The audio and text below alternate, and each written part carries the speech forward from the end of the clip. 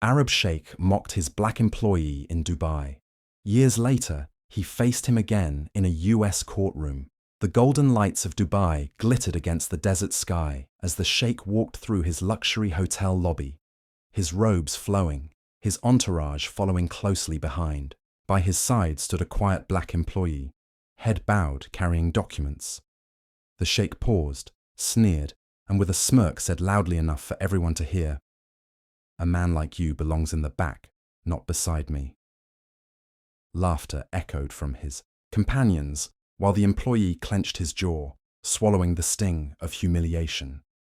To them, he was invisible, just another migrant worker to belittle. But fate doesn't bow to arrogance. Years later, oceans away, that same sheikh entered a US courtroom. Across the room, standing tall in a tailored suit, was the very man he had mocked in Dubai.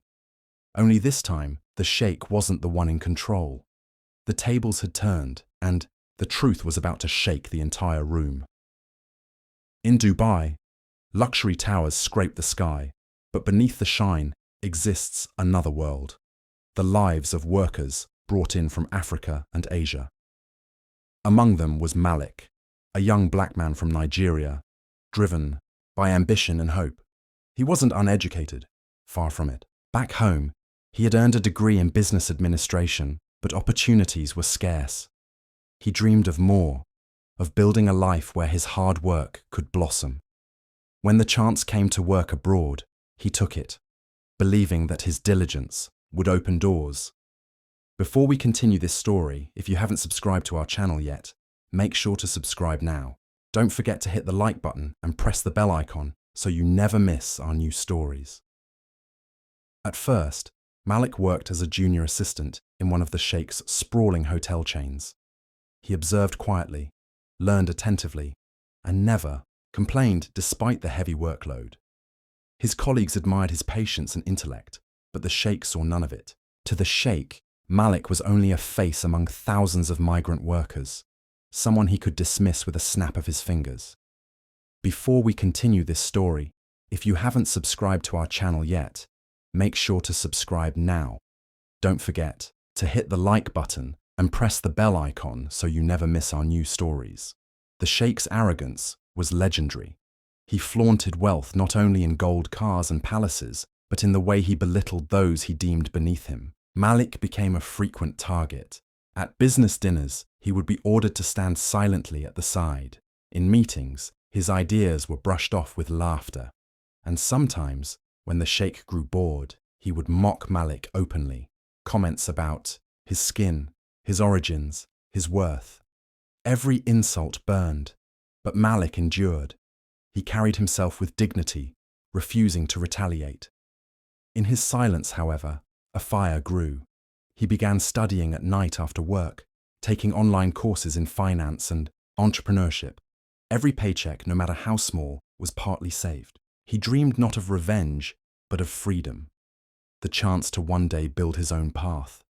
He didn't know it then, but that seed of patience would grow into something far greater than he imagined. For the very man who mocked him in Dubai would one day be forced to meet him again under circumstances no one could have predicted. Malik's journey wasn't easy. After years in Dubai, he decided to leave, realizing the system there would never allow him to rise beyond the shadow of servitude. With what little savings he had, he applied for a student visa in the United States. It was a gamble. Everything he owned reduced to 2 suitcases and a heart full of determination.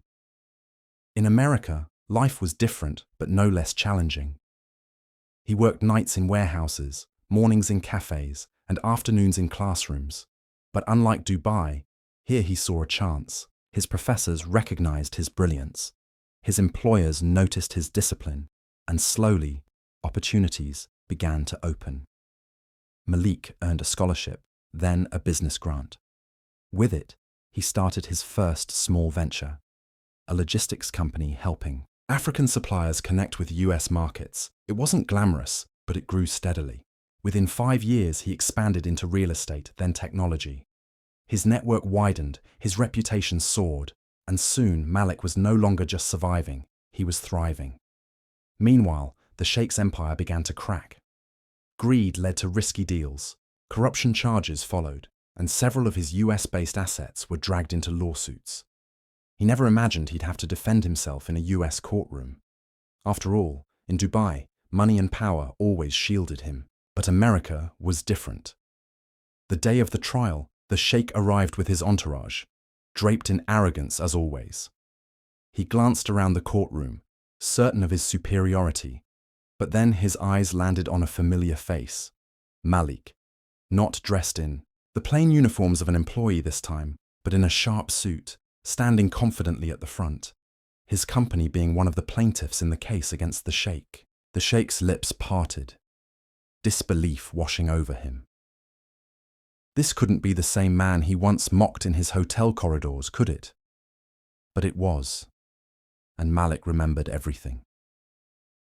The courtroom hushed as proceedings began. The Sheikh sat with his lawyers, restless, trying to mask his unease. Malik, however, was calm. Years of humiliation had prepared him for this moment, not for revenge, but for justice. The judge reviewed the case. Accusations of fraud, unpaid contracts, and exploitative business practices involving the Sheikh's US ventures. Witnesses spoke, evidence mounted, and the weight of the truth bore down on the once untouchable figure. At one point, the Sheikh tried to interrupt, waving his hand dismissively, as he had always done in Dubai. "This is nonsense," he declared, his tone dripping with contempt. "These are lies from people who envy my success." But here, in America, his words carried no special power. The judge silenced him firmly. "You will respect this court." When Malik's turn came, he rose, with quiet dignity. He didn't mention the insults, the mockery, or the years of belittlement. Instead, he spoke of contracts, numbers, facts, the very language the Sheikh had always ignored. With clarity and confidence, Malik laid out how the Sheikh's empire had exploited countless workers and partners. The contrast was stark, the Sheikh's arrogance against Malik's composure. The courtroom felt the shift. Everyone could see who truly embodied strength. By the time closing statements were made, it was clear the tide had turned. The judge's verdict was damning. Heavy penalties, asset seizures, and rulings in favor of Malik and the other plaintiffs. The Sheikh slumped in his chair, his face drained of the pride he once wore like armor. He looked at Malik, perhaps hoping for mercy, perhaps realizing too late the weight of his past actions. Malik simply met his gaze, calm, unwavering, dignified. This was not revenge, this was justice. Outside the courtroom, reporters swarmed, capturing every detail. Headlines blared, "Former employee defeats billionaire Sheikh in US court." To the world, it was a shocking reversal of power. To Malik, it was the quiet fulfillment of years of patience, perseverance, and faith. He hadn't chased this moment. He hadn't plotted for revenge. He had simply focused on growth, on becoming more than what others thought of him. And in doing so, he had built a life so strong that even the mightiest of his oppressors could not stand against it. The Sheikh, once feared and admired, became a cautionary tale, a man blinded by arrogance, undone by his own contempt for others. For those who had once laughed alongside him, the memory of Malik's humiliation now haunted them as a reminder. Never underestimate the dignity of the quiet. Never mock the strength of the humble.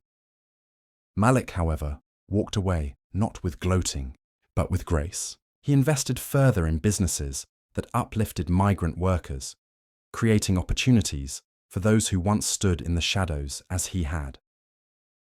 His success became a beacon, not just for Africans, but for all who had been told they were less than. Before we continue this story, if you haven't subscribed to our channel yet, make sure to subscribe now. Don't forget to hit the like button and press the bell icon so you never miss our new stories. The moral echoed beyond the courtroom. Wealth without respect is fragile. Power without humility crumbles, and mockery often returns as regret. So, the next time you see someone dismissed, someone humiliated, someone mocked for their race or background. Remember Malik's story. The hands you look down on today may one day hold the pen that rewrites your destiny.